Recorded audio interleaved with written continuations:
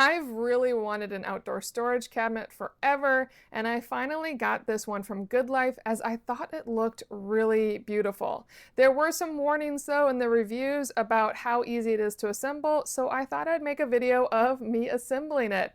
When you pull it out of the box, it smells amazing. It is definitely a fresh fir wood smell, and putting it together is pretty straightforward. All the pieces go together easily, though I do recommend using a power drill as not everything is pre-drilled. Only the exterior pieces are, so you do need to hold it in place as you're putting it together, and that is where you could mess up if you're not comfortable assembling furniture. But once I put it together, everything was super clean.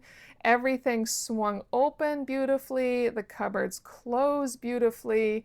It's not shaky at all. It's very sturdy. I'm impressed at how much space it has. The top could be thicker. It is a very thin sheet on the top, but it looks really nice, and I can definitely throw whatever I want on it, and it's designed to be outdoors. So whether you have it up against a wall or can see the back of it, it looks beautiful throughout. I might repaint it as this first paint job on it is pretty thin, but it is protected and it's a great cabinet.